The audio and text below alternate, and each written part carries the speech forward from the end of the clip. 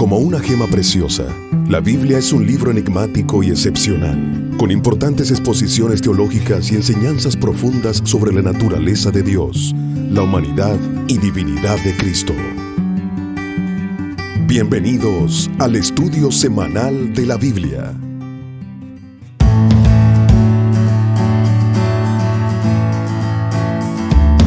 Saludos mis queridos amigos y hermanos, bendiciones para cada uno de ustedes. Qué bueno estar una vez más conectado con ustedes. Me encanta la idea de que ustedes puedan estar con nosotros en toda esta semana compartiendo junto a nuestro querido amigo y hermano el pastor José Carlos Báez. Bienvenido, pastor, una vez más a este estudio. Muchas gracias, pastor. Bueno, ya estamos por tercer día aquí compartiendo la palabra de Dios y es una bendición tenerte aquí como maestro, por un lado, porque ya tienes tanto tiempo enseñando la lección de escuela sabática y es una gran experiencia para mí lo que estamos viviendo. Recuerde, pastor, que ya yo soy humilde. Eso es verdad. O sea, que ya yo aprendimos eso. Ya yo no soy su maestro. Yo soy un consiervo suyo. Aprendimos eso. Hay que empezar a vivirlo. Ya dejamos de ser humildes. Claro que sí. ¿Cómo está tu esposa Ana? Mi esposa está muy bien. Un saludo a mi esposa Ana Inés Jaime y también a mi hermoso niño Gregory Emmanuel Morillo Jaime. Una hermosa familia, pastor. ¿Y la suya cómo está, pastor? Gracias a Dios estamos bien. Mi esposa Lauri, un saludo para ti, mi amor, te amamos.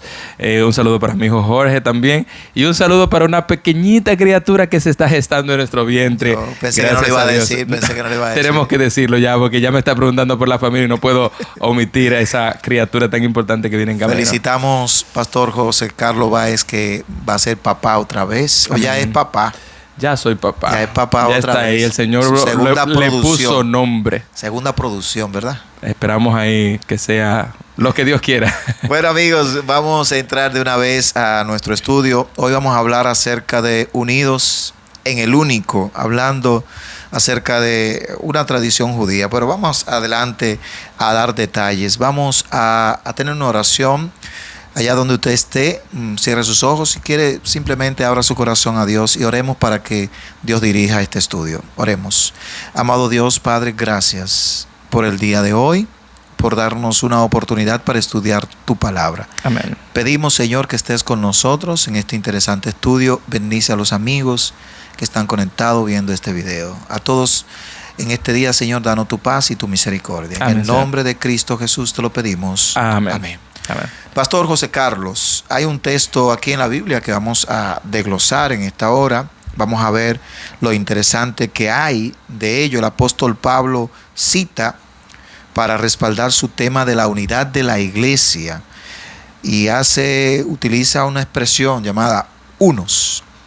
Y vamos a ver qué significa todo esto. Leamos el capítulo 4 de la carta a los Efesios, el versículo 4 al 6. Un cuerpo y un espíritu, como fuisteis también llamados en una misma esperanza de vuestra vocación. Un Señor, una fe, un bautismo, un Dios y Padre de todos, el cual es sobre todos y por todos y en todos. Bueno, estos 7 unos de Pablo han causado mucha controversia, pastor, en el mundo cristiano respecto a qué está tratando de comunicar Pablo aquí con esta lista de unos. Y bueno, es importante comenzar diciendo que el tema básico aquí es la unidad en Cristo Jesús. Exactamente. Y entonces por esa razón Pablo empieza a describir cómo fuimos nosotros llamados, en quién fuimos nosotros llamados. Entonces esta controversia es por cuál es el mensaje que Pablo quiere comunicar aquí. Es que hay un solo Dios, no hay una Trinidad. Hay un solo bautismo, es decir, una vez que nos bautizamos no nos podemos bautizar una vez más. Hay un solo espíritu, etc. ¿Cuál es el tema? Bueno, básicamente el tema aquí es la unidad en Cristo Jesús. Hay dos conceptos errados que también han querido adherírsele a esta lista de unos de Pablo, y es la cuestión de el panteísmo por un lado y otra corriente herética que también plantea que Dios está reflejado en todas partes, ¿no? El panteísmo que plantea que Dios es todo lo que está en la naturaleza. Un árbol es Dios, un animal es Dios, pero no es así. El texto aquí, cuando ya termina de hablar de los unos, dice que hay un Dios y Padre que está de todos, perdón, el cual está sobre todos, por todos y en todos. Entonces la palabra en todos aquí han querido dársela, argumentar que habla acerca del panteísmo. Es decir, Dios está en todo. Dios está en cualquier objeto. Lugar, en cualquier objeto. Si bien es cierto que la gloria de Dios se puede representar, reflejar en sus hechos naturales, en las cosas que Él creó, no es que Dios es eso que Él creó, porque el problema del ser humano fue que adoró a la cosa creada y dejó de lado la adoración al Creador. Cuando nosotros vamos a esta carta, recuerden que son problemas y dificultades que el apóstol Pablo trata de corregir. Sin embargo, cuando vamos al capítulo 4, los versos del 4 al 6, como mencionaba el pastor José Carlos, lo que nos trata el apóstol de enfocar en la unidad. Ni siquiera quiere tratar un tema teológico como tal, pero hay una teología, claro que hay que referir. Porque, por ejemplo, un señor, sabemos que la lealtad del pueblo judío hacia ese Dios llamado Jehová, el cual ellos le llamaban Señor. De paso, no se podía decirle Señor a cualquier persona. La palabra Adonai se le decía únicamente a Dios. Solamente a Dios, aunque hay otra palabra para referirse a Señor, que creo que es la palabra Baal, Señor dueño. Sí, exacto. Eso. Pero el pueblo judío se cuidaba de eso. Y cuando ellos hablan de un Señor, habla de ese concepto que ellos tienen de Dios, el Señor. Habla de una fe, la fe en Jesucristo. No hay otra fe, que siempre ha sido desde el principio. Y también nos habla un bautismo, un tipo de bautismo, no cantidad de bautismo, como usted... No es cantidad, sino cualidad. Sino cualidad. O sea, ¿cuál es la referencia de un bautismo? Muchas aguas. Bueno, el bautismo de Jesucristo. Exacto. Para no entrar en detalle. Ahora, pastor, cuando vamos a un Dios y Padre de todos, pareciera que estamos descartando a Jesucristo. Desde la perspectiva que usted lo menciona.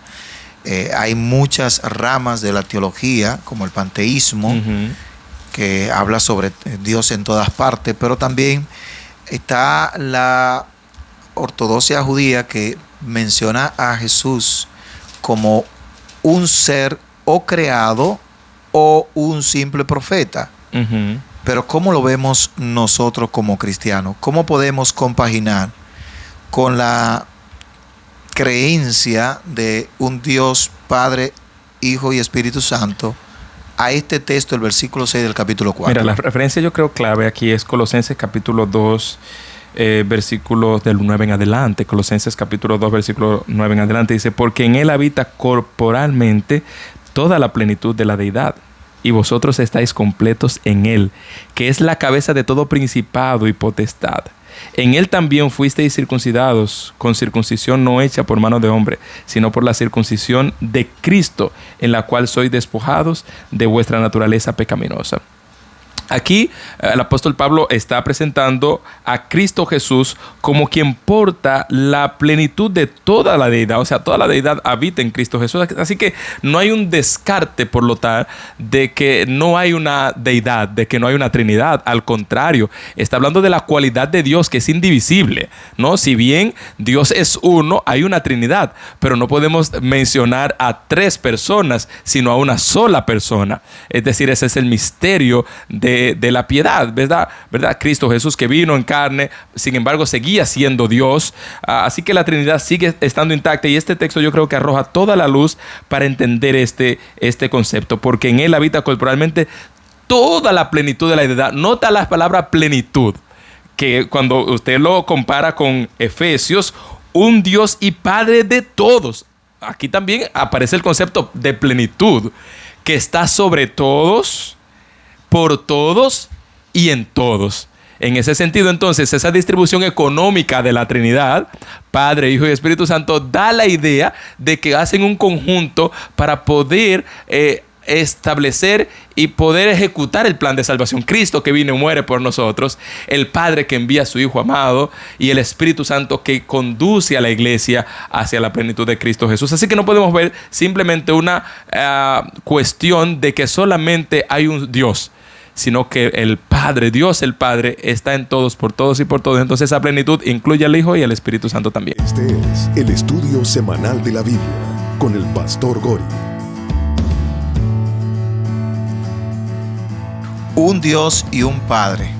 Ya como tú habías mencionado, Pastor José Carlos, la gente a veces se concentra en creer que está hablando de Dios el Padre. Y realmente está hablando del concepto Dios y el concepto Padre. ¿Cómo nosotros podemos manejarnos con esto? Claro. Voy a presentar otro texto que habla el apóstol Pablo, especialmente en el capítulo 8 de 1 de Corintios, el capítulo 6, el apóstol Pablo también nos menciona en esta ocasión, para nosotros, sin embargo, capítulo 8, versículo 6. Capítulo 8, versículo 6, que dice, para nosotros, sin embargo, solo hay un Dios, el Padre, del cual proceden todas las cosas, y nosotros somos para Él, y un Señor, Jesucristo, por medio del cual son todas las cosas, y nosotros por medio de Él. Fíjate que se parece la terminación donde dice un solo Señor, por el cual son todas las cosas, que es justamente lo que dice la carta a los Efesios, lo Dios y Padre que está sobre todo, para todo y en todo. Ahora fíjate que cuando hablamos, el apóstol Pablo no está hablando de una definición de Dios, de quién es Dios, si es el Padre, si es el Espíritu Santo, si es el Hijo. No, está hablando del concepto, porque cuando tú vas al libro de Isaías, en el capítulo 9, versículo 6, justamente, dice, porque un niño nos es nacido. ¿De quién está hablando ese niño? De Jesús. De Jesús, indiscutiblemente, pero sigue diciendo, Él nos ha concedido un hijo. Está hablando allí de el Dios como tal. La soberanía reposa sobre sus hombros.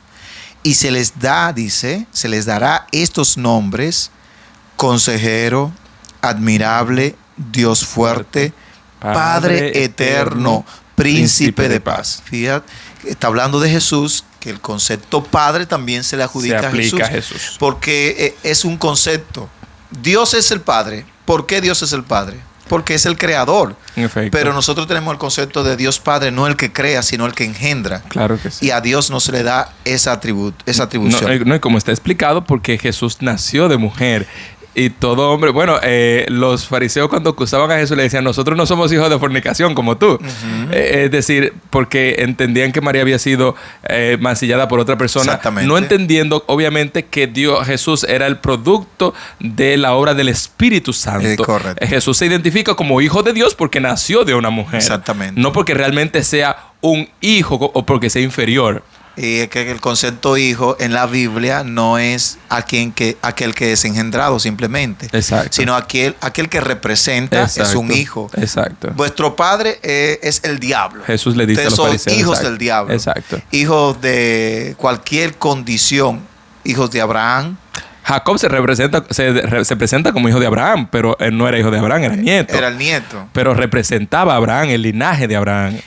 Es bueno, hermanos queridos, que estamos tratando de aclarar un texto, pero el propósito de esta lección es presentar ¿qué cosa? La unidad que hay entre Dios el Padre y el Espíritu Santo. Así como Dios, el Padre, el que está allá arriba, el que no descendió, Jesucristo, el que descendió, también se le llama Padre, se le puede llamar Padre, porque es de alguna u otra forma el concepto de lo que representa ser Padre. Y como bien decíamos, no habla de cantidad, sino de cualidad, de la cualidad de Dios para estar sobre todo. El mismo versículo 7 del capítulo 4 presenta que todo esto es dado bajo la gracia y la medida del don de Cristo. Exactamente. Es decir, que Cristo aquí es la representación del Padre. El Espíritu Santo se presenta en los primeros versículos trayendo la unidad y ahora un solo Padre.